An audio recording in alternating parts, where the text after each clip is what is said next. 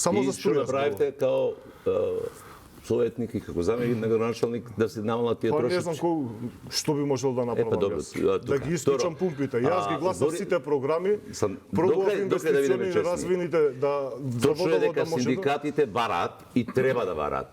Тоа им е работа. Затоа се формирани синдикати. Тие треба да се борат за подобрување на условите и стандард на работниците.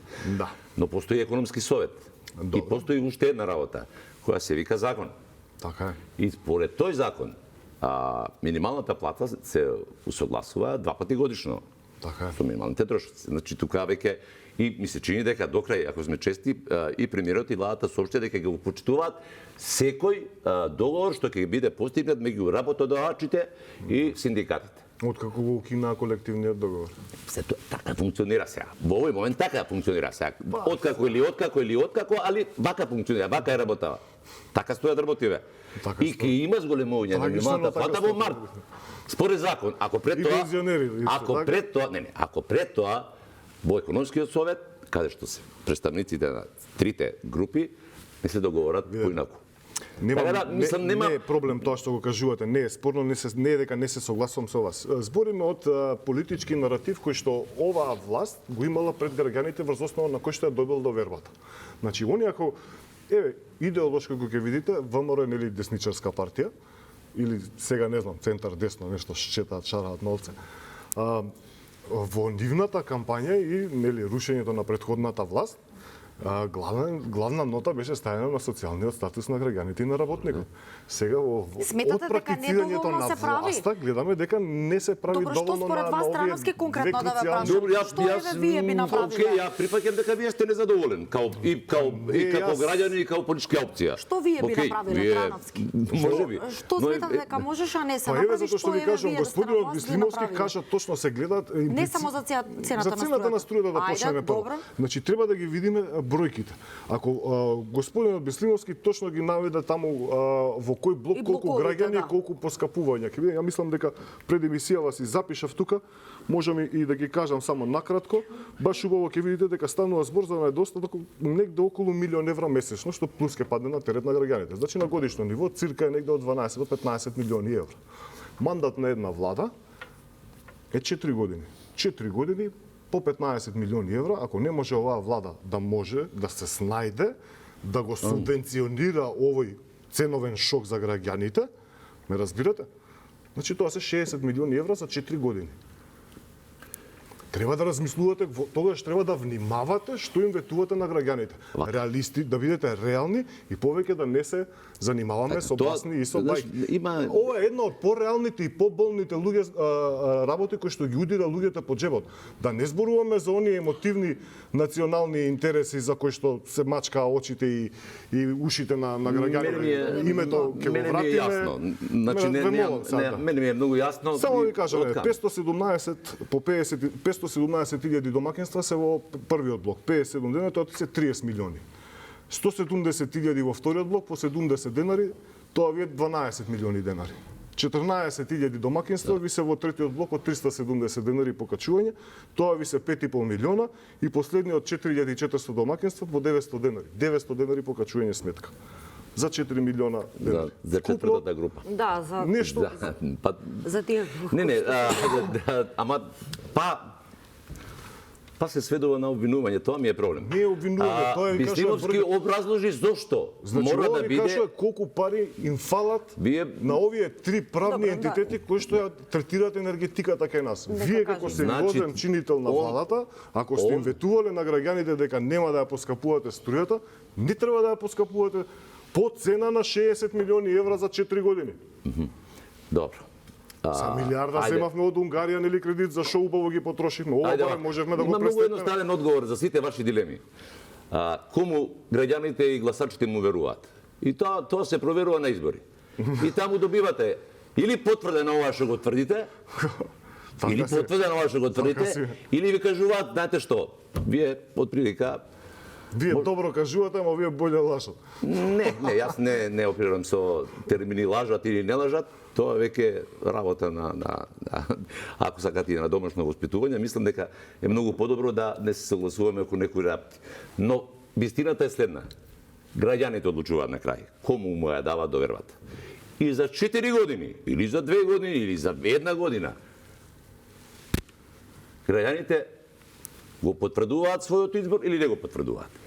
ВМРО ДПМН и оваа коалиција, владеачка, во изминативе 2 години 2 пати излезе пред народот и ја доби апсолутната подршка. Не разбирам што Не, многу, треба да ги многу критикуваме разбирам. нивните државни политики или тоа што го терети џебот на граѓаните да не зборуваме за тоа. Не, јас не велам дека Они не. имаат легитимитет, ги добили изборите и ние другите треба да ќутиме. Не, вие не мора да ќутите работа на опозиција. Работа на опозиција затоа што нешто не ги сакам. Ама видите, Бислимовски не еше на ВМРО Не треба ДПМН. да ги сакам, треба да ги гледам само од аспект низ призма што ветиле, што оствариле. Точно. И Бислимовски не еше на ВМРО ДПМН. Па он ви кажува дека струјата мора да биде поскапена поради трошоците кои ги имаат овие три групи. Не, да не разбориме. Вие гледај, ама ја истото ви го кажам. Не Бислимовски ми го кажува кажам. дека и водата треба да поскапи, ама водата у град Скопје уште не е поскапена. Јас Може сум ќе видел тоа што поскапи. не. Може ќе поскапи. Може ќе поскапи, не. Ако сакаш, може да ја Но поскапи. не можете да обвинувате само да покажувате со прстот дека Не, ја сите мислам други дека се многу виновни. добро Да, објаснив. прашував за Не. решението. Има добро. решение и за поскапување на водата, водата не поскапува. Се донесе решение за поскапување на Не, ако не струјата. поскапи сега, Ни ќе кажа поскапи за дека 2 од јануар години. честитките Затоа ќе што почнат да стигаат. Сега. Значи, вие многу подобро ги знаете тие податоци за процентот на загубите на водата во градот Скопје. Да, најдобро ги знам, верувајте. Верува, па затоа и велам. Верувајте бидејќи дека бете- најдобро ги знам. 50% И затоа на вистинската политика веројатно треба да биде на избарање начин за обнова на водоводната мрежа. Ќе видиме, еве, ја исто го зборев тоа дека треба да се обнови инфраструктурата. Па, така е. Ама Нашите затоа- инвестициони програми на претходната Така е. гарнитура во градот не се гласа. Еве сега се гласаат. Значи, Ќе затоа велам. видиме што ќе направи. Ама тоа е целата во следните работа, 4 Александар. години, Значи, дали не ќе можеме биде сега- обновена инфраструктурата. Ако некој Едно од приоритетите и во нашите изборни програми на сите, особено во мојата, во првите 3 постулати беше обнова на водоводната инфраструктура. Добро. Дека ние имаме 50% загуба и тоа го констатираме 10 години само. Вадиме извештајот, ни стига, го читаме на совет и тоа имате 2-3 преписки тука на политичка основа од различни политички табори, тоа завршува темата. Не се третираме, разбирате? И знаете што значи 50%? Тоа ви кажува дека секој втор литар вода не ни завршува во чешмите, ни завршува негде под вода. И сега, Затоа велам. секогаш кога ќе почнам да го зборувам, Не- ова вика не крадат вода. не работела 8 во до 9% е само обвинување. на кражба на вода. Затоа велам не е работа само Другите за четири- обвинување, него мораме да нудиме решение. Да, добро. Тоа е целата работа. Така е. Во ред. Мораме да нудиме решение. А ако сакате политички препукувања, обвинувања, Добро, овие се имате криви. различни погледи Тоа и тоа е ама добро да се апсолутно, слушнат. затоа зборам. Но мораме да бидеме реални. Мораме да бидеме реални. Сега Добро. Да, реални треба да бидеме и треба кога ќе кажеме на граѓаните дека нема да поскапуваме струјата, треба да не ја поскапиме. Ако им кажеме на граѓаните дека ќе ја реконструираме водоводната инфраструктура, треба да ја реконструираме. Ако им Така е. кажеме на граѓаните дека не знам, Така ќе е. правиме така е. било што, ако не го направите тоа, треба да бидете критикувани за истото. Добро. Така сметам и за оваа работа. Ама не е спорно од критика. Задача на опозицијата е да критикува и да посочува. Тоа не е спорно. Во ред, на средина сме на емисијата, сакам да офатиме уште две поважни теми. Сафет, ја споменавте борбата со корупцијата. Ваша оценка, дали изминатава година доволно имаше на тие големи риби судски случаи, нешто што јавноста го очекува и беше ветување. Факт е дека од тие реформски закони слабо влегува во собраниска процедура. Извештајот на Европската комисија секако нотира нулта напредок. Дали очекувате во новата година повеќе да се фатат, да се засукаат ракавите, да порасне довербата во судството и обвинителството и како? Значи, знаете што? Ми се чини и тоа неколку наврати го имам кажувано, дека првите чекори во правец на сериозна борба против корупцијата се направени. Со што? Со апсење и судска пресуда против судија на Врховен суд. Сар мислите дека е тоа малку? Против апсење и пресуда против член на Совет за обвинители, поранешен народен правобранител и така натаму и така натаму. Против апсење и судска постапка веројатно против директор на агенција, платежната агенција. Малку. Да, секој од нас е малку, за секој од нас е тоа малку, но корупцијата ладе токму заради тоа што системот, воспоставениот систем, си направил заштитни механизми во себе и тие практично се чуваат едни со други. Дали треба повеќе? Апсолутно треба и мора повеќе. Но за да стасате на целта, треба да го направите и првиот чекор. Еден од чекорите за кој јас мислам дека ќе помогне во таа насока, иако претпоставам дека Александар нема да се согласи со тоа, јас мислам дека доскорешниот државен јавен обвинител не беше кадарен да ја спроведува работата на начин на кој тоа е предвидено со закон. Дали со заменувањето на Коцевски магично ќе се решат? Ако очекувате магика и волшебници, нема. Нигде у свет тоа не се случува на тој начин. Нигде. Значи, мора системски да почнете да ги решавате проблемите од основните клетки во правосудните институции, со мерит систем. Јас сум за ветинг, лично, и на обвинителите, и на судиите, да се провери квалитетот на нивната работа. Ако на некој судија повисокиот, апелациониот или врховниот суд 5 пати му вратил пресуда поради некои процедурални правни работи, тој значи дека недоволно добро ја врши работава, дека не е за тоа место. Предуслов е граѓаните сами да почнат да се менуваат. Ние за жал сме навикнати и живееме и функционираме во систем каде што телефонот или подарокот решава многу работи. Или вујко ми, или чичко ми, или тетка ми, телефонски се завршуваат работите. Не се само виновни граѓаните, но дел од вината е и таа, бидејќи и тие не се кајки докрај да мисля дека се немокни во борбата против системот и тоа до некаде е точно, бидејќи овој систем е така поставен да се брани. Али не само кај нас, него кај практично барем во окружувањето секаде, да не одам подалеку, и најдемократските држави во светот си имаат епизоди каде што демократијата станува празен збор. Декларативен збор, ја би. Празен збор. Нема да се натегаме во оваа тема. Мислам дека начално се согласуваме и не можеме ние како општество треба да бидеме прво свесни и одговорни дека борбата со корупцијата не можеме да земеме како позитивна инстанца воопшто. Јас неколку пати сум кажал, не е само судството и обвинителството, тука се истражните органи, имаме 7 институции различни кои што се бават со борба против корупција и криминал. Целосно потврламе на оваа точка. Еве сега дури гледате, вие го спомнавте, кога беше актуелен извештајот од Европската комисија, тогаш главна тема беше наметната во јавноста од оние политички центри да биде дали јазикот бил споменат или дали бил исфрлен од извештајот, дали бил тема на разговор или не. Тогаш имаше во самиот извештај, тогаш пробувавме да кажеме дека има многу по-круцијални забелешки и токму едната ова дека ние имаме нулта забелешка. Така да и за граѓаните и овде сакам да пробам да бидам малце по едноставно да се изразам. Знаете, кога сте опозиција, кога барате поддршка од меѓународниот фактор, не идете да кажувате таму дали некој врховен судија судел како што треба или не. Не знаат тие, не идете со директни примери на криминали, на функционери на претходната гарнитура, кажувате видете го овој колку пари направил, тендери како место. И сега кога ќе дојдете на власт, ме разбирате, ако против тие луѓе или примери кои што ги посочиле за кои што сте барале поддршка од меѓународната заедница, не ефектуирате законски прогон основан врз основа на доказни материјали. Апсолутно. Без тоа ништо. Затоа ние на меѓународна институција, особено Европската унија и комисијата, нема да ви нотира дека вие имате напредок во однос на борбата против криминалот и корупцијата, ме разбирате. Затоа точно се служуваме дека овие случаи неколку што ги наброевте и јас ќе кажам дека се ситни и не се забележителни за подобрување на оние 2% доверба на судството во правосудниот систем кај нас.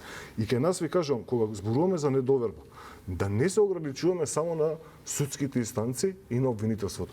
Овде станува збор луѓево немаат доверба во целокупниот систем на органите на прогонот. Ке нас, знаете, статистиката ви кажа дека судовите постапуваат, дека судиите судат 99%, 96% од предметите се со пресудно, со осудителна пресуда. Тоа ви кажа дека судот постапува. Значи, она си ги завршува своите предмети. Но проблемот е во спроведување на ефективната казна. После судот, судијата не иде да го прибере, тој осудениот иде да служи ефективна казна затвор. Друг орган го спроведува. Сега, тој орган друг што го спроведува, Вие дете, имате... Со двајца бегалци, само за двајца бегалци. Ке ви посочам само двајца бегалци, например. Не само бегалци, не сакам да посочам. Пазете, тој не е случајно. Едниот беше веројатно една од најмоќните фигури во земјата за времето на владењето на ДУИ и СДСМ, Артан Груби. А вториот беше директор на една од уствари на најмоќната на термоелектраната во Битола. Па имавме еден директор на Фондот за здравство кој беше од крајот кај што е премиерот Заев. Директор беше на Фондот за здравство. Добро, но тие не се ни во Сакам да кажам. Значи, кога велиме дека само 2% има доверба, не, тоа е апсолутно кој им веруваат. А иначе отприлика тоа е релативно, 20% има до некаде доверба. Друг ми е Муабетов. Така е поставен системот, што кога вие сте на власт, ги користите сите тие механизми. И вам не ви пречат краците во вашите редови. Ви пречат тие таму. Така. Значи, на Заев не му пречеше ни Артан Груби начинот на кој се однесуваше, ни Ковачевски, кој, како да се нема што да збориме, ни Ден Дончев, или како се викаше тој директор. Да. Иначе, ете, тој е еден од повратниците, што беше еден од ретките тогаш, сега што ги поздравува премиеров, дека нели од Австралија дојде овде да работи, ама некако пак се спакува се. Не мислам дека го поздравува баш Ден Дончев и тука мислам дека е малку емоционални, али мислам дека и да го поздрави да го вика Дончев нема да дојде. Добро поентирате, да. Да, ми дозволив да поентирате да се докажам. Тоа е филозоф. Мора тој не може луѓе. Знам дека сите сакаме преку ноќ веднаш и сега. Од животот, од работата, од обкружувањето се ние. Ако може мора да има. Вие имате надеж дека во следната година може да се подобрат состојбите во правосудниот систем. Зборуваме и случаите за Општеството имаше надеж и кога беше шарената револуција и Заев, така е. Но мислам дека не станува веќе збор за надеж. Веќе станува збор за нужност. За нужност, ако сакаме да имаме нормална европска држава. Добро. Тоа е целата работа. Тоа е под знак прашање дали политичките елити и властите кои што се менуваат сакаме ние да имаме европска иднина. Ние граѓаните сакаме. Тоа е очигледно. Значи на сите јавни испитувања граѓаните си кажуваат дека сакаме да сакаме. Но има одредени групации на луѓе или да речам затворен тип на заедници, елити кои што не ја сакаат земјата. Кои се тие? Па сад не во овие судски инстанци кои што ги зборуваме. Овие наши зборуваме. неќе да ги каже, но ги заборава оние кои се највиновни по мене. Кои? Оние у Брисел. Сега пак ли од Брисел ми се криви што ке нас? А не се, чекај, те молам. Одговори ми само на ова. Дали мислиш дека политиките на Брисел, еве точно кон Македонија, не носат сериозна тежина на она што ни се случува во државата? Да, ни носат, но исто така ќе се дозволете ми само два пати ме прекинувате. Ке нас проблем е системот. Вие кажувате сега, значи системот е наследен кој што го практицираат сите кај нас. Доаѓаш на власт, седнуваш и сега не ти сметаат крадците во овој. Во мојот двор треба тие другите сега да ги маваме со камења, вака пластично кажано. И тука почнуваме да маваме со камења, кога погодите, ама гледате да не погодите некој од тие, знаеш, големите, затоа што исто може да ви вратат со камен, гледате нешто ситно. И затоа нема ефект, не ни го валоризираат тоа ни во Европската комисија, нити пак граѓаните може да добијат впечаток дека вистинските криминалци го добиваат заслуженото или завршуваат позади решетки. Затоа и луѓе во 80% нас политичарите не мразат, викаат, абе еве го стана вчера за 4 години станови, коли, изнакупи. Така е. До вчера беше Тоа е шетал со овакви, не знам, скинати панталони, денеска е него. Но не мислам дека сите политичари се такви. Апсолутно, јас не мислам да мислам дека е така, јас немаше да се бавам со политика. Тоа е разлика. Оние кои што ме познаваат, јас сум реален политичар и гледам реални практики за проблемите. Не смееме да генерализираме, да има такви и да ги има во однос на правосудниот систем кај нас, повеќе пати во оваа емисија сум кажал, ние мораме да ги раздвоиме како што се на папир. Значи, кај нас раздвоени властите. Значи, правосудството треба да се биде засебна инстанца, ние јавен обвинител треба да направиме да се бидат на непосредни избори, за да можат овие политички конгломерати малце да имаат страф од аспект на дејство. А некој ќе дојдете вие на власт, кој ќе освоите собранието, парламентот, законодавниот дом, кој ќе формирате влада, одма сите секогаш ќе нас му се фрлаат на јавниот обвинител. Имаше еден добар предлог, Александар, да те подсетам само. Едно од ветувањата на Заев беше кога СДСМ и коалицијата ќе преземе власта, ќе и дадеме на опозицијата таа да го предлага обвинител. Не е само таа опозиција. Еве наш стратешки партнер, најголем стратешки партнер на Република Македонија, ни се Соединетите Американски држави. Ние прво еве кај нашиот најголем стратешки партнер, ако сакаме да влееме доверба дека навистина сме посветени и сакаме да влеземе во борба со криминалот и корупцијата, зашто не го пресликаме нивниот модел? Еве јас ви кажувам дека прво ќе имаме многу поголема поддршка, иако за поздравување дека американската амбасада и мислам сад овде има потрошено преку 500 милиони долари во судството, во имплементација и борба против криминалот. Иако најголем дел од парите остануваат таму од кај што доаѓаат, али нема врска, јасно ви е. Не сакам така да кажам. Па добро, вие не сакате, ама тоа е реалноста. Луѓето се, значи таа држава ставила рака на нас. Стратешки не поддржала дека ние треба да постоиме, да прогресираме и да одиме напред. И реално ова поместување во односите после францускиот предлог во Европската унија, реално да бидеме заслуга имаат Соединетите Американски држави. Затоа што први во неколкуте нивни годишни извештаи они кажаат дека Европската унија не е на вистински пат и дека има подолби. Тоа ви го кажа и сега во новогодишното обраќање господинот Орбан, дека Европа е сериозно има нарушено внатрешни односи и дека се више имаме дојде на она дека сериозен дел од вината е и на политиките на Брисел. Дозволете само малце, се извинувам се. Омци кажа човекот, господинот Орбан, премиерот на Унгарија, кажа точно дека постојат неколку фракции, него највише го заплашуваат фракцијата која што е за војна, директна конфронтација со Русија и она која што е за мир. Но она што мене ми е малце загрижувачки е зошто овие нашиве овде, што толку сакаат да не внесат во Европската унија, испуштија еден многу важен момент во овој период изминатава недела што се случи. Тоа беше гласањето и натегањето во однос на финансиската поддршка за Украина. Дали треба да бидат исплатени руските замрзнати средства да бидат искористени во пакетот од 90 милиарди евра? Нешто што не се случило и во времето на Хитлер, ни парите не му биле одземени на тој начин. Дозволете ми, ова ми е многу важна поента. Или да се искористат собствените средства. Европската унија за прв пат имаше гласање во кое што 4 членки си го одземаа правото на глас. Значи помина одлука со која што Украина доби 90 милиони евра, милиарди, извинете, да, ви благодарам, но без гласање на 4 членки. Кои одбија да бидат дел од пакетот. Значи, не одбија. Него сега кажете го до крај. Не го спорам тоа. Добро. Јас сакав да го искористам позитивната пракса во нашиот евроинтегративен процес. Дека ако Европската унија во комисијата еднаш се одважила да има гласање без апсолутна поддршка на одлуката од сите членки на Европската унија, тоа би можело да се случи втор пат.